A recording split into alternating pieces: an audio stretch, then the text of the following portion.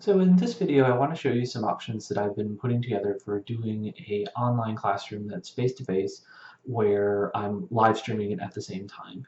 And for the most part, for the equipment that I'm going to show you, the big reason to use any of it is mobility, as far as being able to move around in the classroom and have the picture move. As far as just broadcasting from a classroom, probably the easiest thing to do if you have a laptop is to be logged in on Zoom on your laptop, have your webcam on the laptop going, and you're done.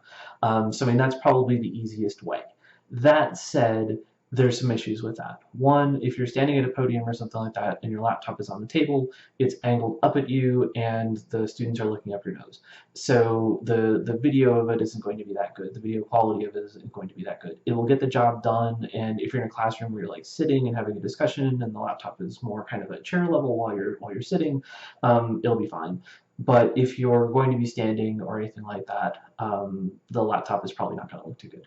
The audio quality of it is also not going to be too good. And like I said, the big thing is that you're basically chained to your laptop at this point. If you get away from the laptop, you'll get out of its microphone range pretty quickly, and people online wouldn't be able to hear you.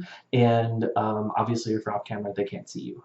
And so if mobility in the room is a concern for you, where you want to be able to move around, either in front of the camera and walk back and forth in front of the camera, or if you want to be able to move around the room and maybe like have the camera with you so that you can show people online what's going on, the setup that I'm describing is really good for that, and it's really kind of designed for you to be mobile. If you don't need that, just stick with a laptop. It's the easiest thing you can do. The main thing that I'm doing that I see as an advantage is that I'm setting up a separate camera that's logged into Zoom, and I'm using a cell phone for it. And so the benefit there is that you can have your podium computer or your laptop computer or something like that also logged into Zoom as you at the same time, so that you basically have two feeds going. And on the one feed you have your camera that's shooting you, and on the other feed you have your screen. And so if you're doing a screen share or something like that, that's visible to all the students at home, and if you got it on the podium, it's visible to all the students in the classroom. And at the same time, you have a camera that's pointed at you so that any of your online students that are watching can see you. So they can see your face, they're up close to you, rather than having this massive distance shot or something like that. So like I said, the advantage of this is mobility and flexibility, and if you don't need that, don't bother with the equipment stuff that I'm doing. The main way that I'm doing the camera shoot, and that I'll in the videos that come after this that you'll see, is I'm mounting my phone onto a tripod, and this guy is just the MPOW like 3-leg tripod I got on Amazon for 18 bucks. And the big reason I like this guy is that it's small, so it just fits in your hand, and it's a selfie stick, so just on its own it has a little grabber for your phone. It can rotate, so you can have your phone angled horizontally or vertically. It actually has a little light on the top, and it extends. So just on its own, it's a selfie stick. But it also has tripod legs, and so you can very easily just fold these guys out so that you've got little feet like that. There's a fastener that you kind of click into place like so, and your tripod can now stand on a desk or a table or anything like that. You can raise it up like so, and you can slot your phone into it like that. And so from there, if you're using your phone as a camera, you can have it mounted any way that you want. And in the videos that I'm going to show in a moment, what I did is I had the arm basically fully extended up so that the phone was over my field of vision and kind of, I'll show you a little bit, aimed down at me. And so then that way the students are getting a good view of me talking, and at the same time when I'm looking out in the classroom, I'm not looking straight into my phone, because obviously if I have it at face level like so, that's going to obstruct my own view of the class a bit, and that's going to kind of suck. So having the phone kind of up over my head makes it so that the students are kind of getting a nice view of me, and they're not getting the opposite problem that I was talking about with the laptop, where the thing's looking up into my nose. So that works out pretty well, where you've got this thing that's not really obstructing your own view. You can see out in the classroom pretty easily, and a big advantage of this setup is that it's fast. So you don't need a lot of equipment, you don't need a lot of wires. Your phone just does the recording and the microphone and stuff like that. That said, if you want to get a little fancier, there's another piece of equipment that I've included in my own setup that it's optional, but you get a little better sound quality out of it, and that is, let me get the box for you. That is there we go, the Saramonic Blink 500. This is the B5 model that connects to Android phones, but there's one for Apple devices, and there's one that has a more general connection for like regular cameras and things like that. And this guy is a wireless lavalier microphone that connects into the phone. And a nice advantage of this is that you get some better sound quality and you get some flexibility as far as being able to move. Because like I said, with a laptop or with a cell phone microphone, as you get further away from it, especially in a bigger room, you're going to lose sound quality. And it can start getting echoey, you can start getting faint, and this will depend on the device. Some phones and recorders do better than others. Like in the clip that I show a little later on in this, I do a comparison between the phone and not using this guy, and using this guy. And it's not that big of a difference. You'd be fine with just a phone. But that said, if you're going to be at all distant from the camera at all, like I have it pretty close in the clips, but if you have it further away, it will make more of an impact. It'll sound worse and worse the farther you get away. And at the same time, the external microphone does add some nice kind of smoothness and good sound quality. So if you're interested in that, it's a nice little investment. If you're not, don't worry about it. It's not necessary. It's just something that can help you out. One thing I like about this particular microphone is that it goes together very quickly. So as far as setup on the phone goes, if I was going to be filming it in Zoom, I'd log the phone into Zoom and start the meeting, and the only thing that you need to do as far as equipment setup, this receiver plugs into the bottom of the phone like that. That's it. The only other thing that you do, you have your wireless microphone here. This little guy powers on. As you can see, it's lit up when you hold the button down. It has a belt clip, so you can clip it to your belt or anywhere on your person. And it has a lavalier microphone that if you're social distancing, you can clip onto your mask. But you can just clip the lavalier anywhere and you're set to go. And that's it. Zoom will automatically switch to the microphone and start using it. You don't have to do any other hooking up apart from the initial setup when you pair the microphone to the receiver. So it's very easy. There's not a lot of technical know-how that you need to do with this, and it's fast at the start of a class. So my setup of getting the tripod put together when I put this together in my classroom, of getting the tripod set up, getting the microphone hooked up, was a minute. It takes very, very little time. So if you're moving from class to classroom, as like I'm a university instructor, I'm moving to several different classes throughout the day, so I can't set up some big rig and leave it there all day. I have to take it with me. And I've already got the phone. I'm taking that with me no matter what. The only other stuff that I need is the microphone setup and the tripod. So I'm really pleased with this setup as far as simplicity goes. You don't need a lot of time to set it up. You don't need to lug around a lot of extra crap. The only thing that needs power is this guy. It's rechargeable. It plugs into a computer. It has a little USB mini charger port on the bottom, and everything else, the phone you just keep charged on your own. This guy gets its power from the phone, so you don't need any extra charging there. The tripod's just a tripod. So you have a very minimal setup and a very kind of easy setup, I think, that's very quick. And like I've said a couple times, some of this stuff is kind of luxury. It makes the visuals and the audio better, but you don't need this microphone. Having the extra phone for the camera gives you the option to be mobile in the class, which is nice. So you can have, you can carry the phone around with you and be in good shape there. If you're just doing Zoom from like a podium computer, you are locked in place to that computer, and you're pretty much stuck. If you have a webcam on there, that's good. And again, you can solve the problem of logging in on two separate devices by just having a webcam plugged into a podium computer. But again, the webcam is probably plugged in with a USB cable and it is stuck. So if you want to move around the room, you can only go as far as the cord on the webcam will allow you to go. So the phone obviously doesn't have a cord, and so you can freely move around the room if you have online students. You can show them anything that you want to. If people are working on stuff in the class, you can take the phone over and let the online students see it. All of it works pretty nicely. Another advantage of being logged in on two devices is that you can use the phone to record your audio from the microphone, and then you can also have the podium computer playing audio from other students so that they can be talking and everyone can hear them. You've got to play a little bit of tricks with that where you've got to mute yourself on here so that you're not getting feedback from the recorder and the speaker being in the same room. So you never want to have the audio and the microphone of two devices in the same room together. You will get massive feedback and it will sound awful. So sometimes you need to be a little careful about when to mute yourself or when to mute other devices. You definitely, if you have other students in the room that are on Zoom at the time, you need them to be muted or it will sound like hell because you'll have all kinds of microphones picking each other up and you'll be in a giant mess. So you want to make sure that for the most part you have to be a little careful with who's muted and what's muted at any given time. But that said, the double device setup gives you some really nice advantages where you can have audio that's coming through for everybody so that anybody at home and obviously anybody face-to-face can hear you just fine, and that everything is visible to everybody. Even if you're like sharing your screen and you have something up on the screen in the class, everybody can see it. If you're showing a YouTube video, that's visible to everybody, and I'm going to do a separate video that walks through how to do that.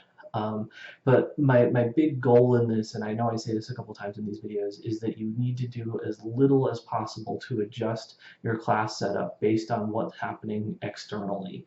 So if you're teaching face-to-face classes and you have students that are online, both of them are seeing the same presentation and video at the same time. If they're there watching it synchronously, everybody's seeing the same thing. If it's asynchronous, people can watch the video that's being archived in Zoom for you, and they can watch it later.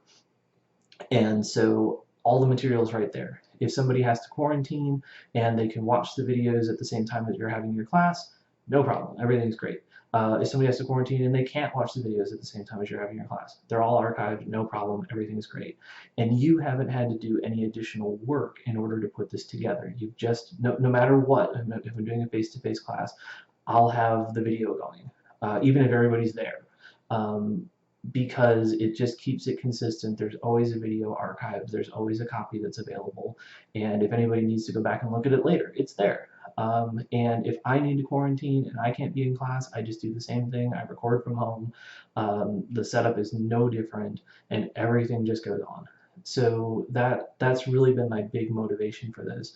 And like I said, by adding the phone camera component, it gives you mobility, and so that gives you the possibility of having a face-to-face class that's more normal, rather than being locked at a podium or having to sit in front of a webcam the entire time. You can teach a face-to-face class that's kind of more normal, where you can walk around, you can use the board if you want to. That said, my initial goal with this was to have the tripod set up further back, aimed at the classroom's front, so you can see kind of the whole board set up and I could move around back and forth. But what I found is that in Zoom, the board will not be visible at all to online students. And so that's basically kind of hopeless. So some of my goal in this of just being able to completely teach normally like I would normally do, not so great. So I found, like in the later parts of the video that you'll see, I put the camera much closer, almost kind of like where it is now physically from me, so that there was a better view of me that the students at home would be able to see. This means for the most part that I can't use the board, so that whole goal of mobility of mine to some degree is shot. But that said, depending on the type of class you're teaching, if you need to like physically demonstrate something to the students, or you need to have something in front of you that's larger and more visible, having the extra phone camera could give you that option. So if you wanted to back it up to have a wider shot for whatever reason, you could do that. Or if you had students that were presenting or doing something and you wanted other people to be able to see it, again, you could do that by backing the phone up and having a wider shot.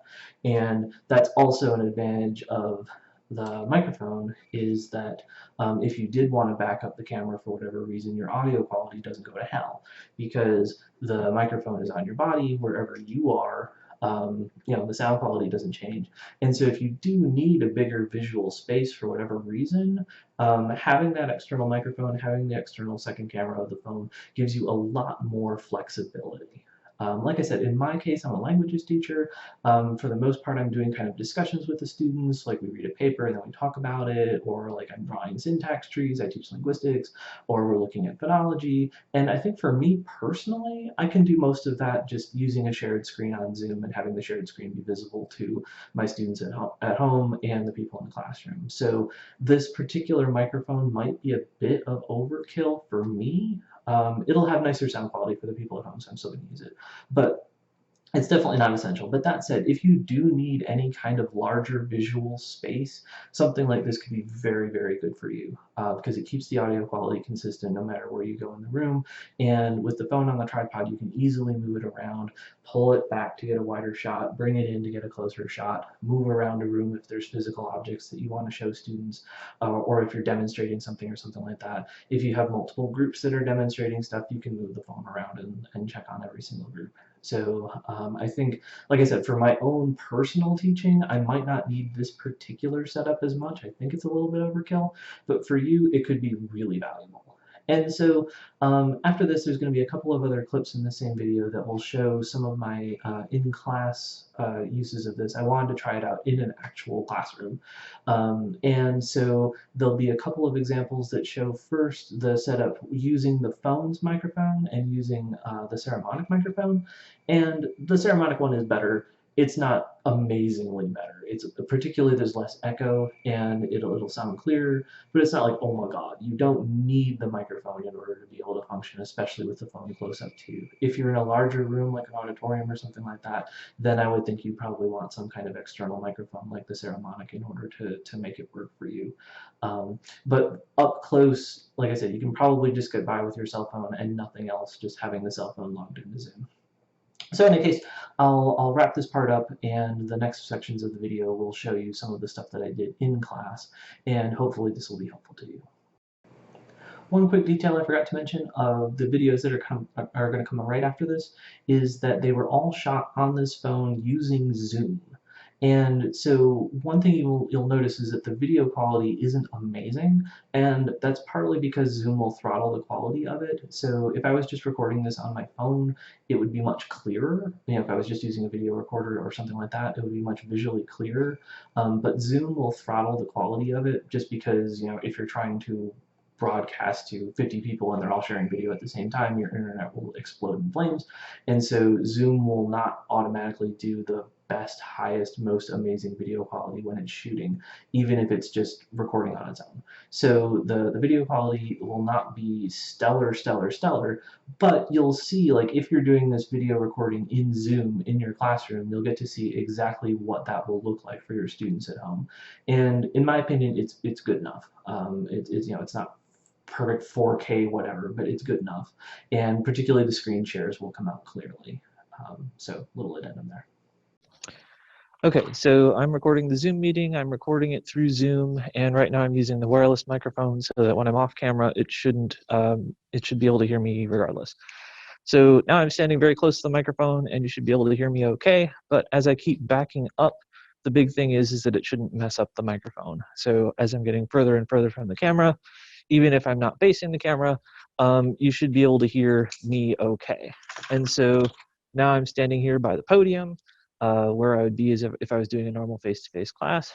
I'm over here by the chalkboard, and I'm moving back and forth across the room, even if I go over here. And again, I might be out of view of the camera, but my audio should still be clear no matter where I am in the room. My face-to-face kids should hear me either way. I'm going to do a recording real quick where I'm not using the external mic. I'm just using the phone's microphone, and now that I'm closer, we'll see how it sounds. It should be pretty decent, but my guess is it's going to be more echoey than using the lavalier. This is the same situation as before, but now I'm recording using the external microphone with the phone closer up, and we'll see how it sounds. Okay, so this is to demonstrate a classroom setup that has two devices that are logged into Zoom. And a big reason that I'm doing this is so that you can have a podium device that you're sharing stuff off of, and then a phone that's doing the recording. And so right now I'm using a Galaxy phone to do the recording, and I have it on a tripod kind of a little over my head so that if I'm standing at the class looking out, I'm not looking at my phone. I can actually see the classroom and see everybody in it. And my big goal with this is that when I'm teaching a face-to-face class, I'm teaching the class, but also anybody that's watching at home in a hybrid class can see me clearly and hear me clearly and see everything that's going on. Part of the hearing me clearly comes from the fact that I'm using a Saramonic microphone, and so it has a little transmitter pack and lavalier that's attached to my mask at the moment, and then the receiver is attached to the phone that's doing the recording. And so the phone's getting the audio, and the big advantage of the microphone like this is that I can move around and I'll still be clearly picked up by the microphone. So if you were in a larger room, for example, the microphone would still pick you up even if you're off camera. And as you can see, if I move off camera like this so that I'm no longer visible, you should still be able to hear me just fine as I get farther and farther away. Now I'm all the way across the room and starting to come back. But it shouldn't affect the audio quality at all because the microphone is coming from the lavalier that's connected to the phone camera, and so thus it doesn't matter if I'm on screen or not. And so like I've said, a big goal is to have it so that for the students that are online, they can still see me, they can still hear me talking, and whether they're watching synchronously at the time that the lecture is happening or whether they're watching the video later, everything is all still going on just fine. And I don't have to record a separate thing, I don't have to do a separate thing. It's just a one-shot lesson where everything's being done one time, and no matter where somebody's encountering it, they're engaging with it the same way. And so the way that I've done this is, like I said, the phone is logged into Zoom, it is running the Zoom meeting. And then I also have the podium, which is also connected to Zoom. And so there's basically two copies of myself on the meeting. And Zoom lets you do that, which Teams doesn't really let you do so much. And so that's a big reason that I'm using Zoom for this. And another big advantage of this is that if I want to share something on the screen, what it will do is it will show my screen share as the main video, so that if someone's watching the video later, they can see the screen share. And what this also means is that since I've got the screen here, in my classroom, I can have something up on the screen and everybody can see it, and everybody watching online can see it through the screen share at the same time. And so everybody is hearing me and seeing what's on the screen at the same time. And so, like I said, I don't need to come up with multiple versions of the same lesson. I can just give it once, have the recording be archived in Zoom on Blackboard. And so anybody that's at home watching synchronously can be watching and participating in the video in real time. And anybody that is watching it later can watch the video later and see everything that everyone else would have seen. So it's saving you a lot of trouble. And the only piece of equipment that I'm using for this is an iPhone and a tripod. The microphone's optional. You get nicer quality, but since I have the phone pretty close to me, it's about maybe 3-4 feet away. Without the extra microphone, you'd sound pretty much just fine. A little bit more echoey, but not terrible.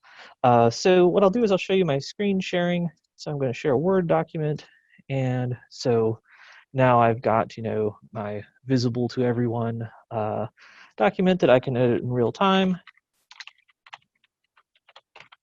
so that everybody can see if I'm working on a document. And of course, since Zoom lets you annotate, people both in your class and outside of your class could annotate this and draw stuff or add their own text or do anything like that. So if you wanted to have some kind of collaborative activity that I had up on the screen that everybody in the room could see and that everybody at home could see as well, that would work just fine.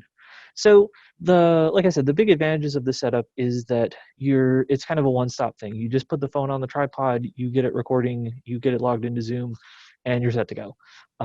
So you don't need to haul around a lot of equipment with you. The tripod that I have is just this little guy about like 5, 6, 7 inches tall. And that's it. You don't really need a whole lot of other crap. It doesn't take a long time to set everything up. You don't have wires. Even if you use the microphone like I have, it just has a little belt clip with the lavalier and then a thing that plugs into the bottom of the phone. So very easy setup, very quick setup. And if you're moving from room to room, if you're teaching more than one class in a day, again, it doesn't matter. Your setup is very quick and easy, and you don't need a lot of extra junk. You don't need wires. You don't need a lot of time to set everything up. You just log into Zoom and off you go. So in any case, I wanted to show you this as an example of how you could do it in your own classroom. And even if you don't have any other equipment, as long as you have a smartphone that can log into Zoom and you have some other second computer, whether it's a Podium or a laptop or something like that, some other second device that can log into Zoom, you can very easily have a setup where you can be talking to your class, showing your class stuff in real time. And let me stop my screen share. There we go. So you can easily be talking to your class in real time. You can easily be showing them stuff in real time. And both your online students and your face-to-face students are getting all the content at the same time. And a big reason that I want to do this as well is that if somebody's sick, if somebody has to quarantine, if I'm sick, if I have to quarantine, nothing changes. I can just keep doing the same setup from anywhere. If I'm home and I have to be home for 2 weeks, I just do my class as normally, synchronously at the normal time, and the recording is there. If students are coming to class and then they have to quarantine for whatever reason, it's the same kind of thing. They can come to class as much as they want to. They can be home as much as they want to. All the content's available. All the content is accessible to them at the time of the class, and it's also accessible to them later on. An additional advantage of Zoom along those lines is that Zoom will transcribe any recordings that it does, and so there's some nice accessibility advantages there as well. So this is a minimum of extra work for me. I don't have to upload a bunch of stuff. I don't have to manually shoot stuff.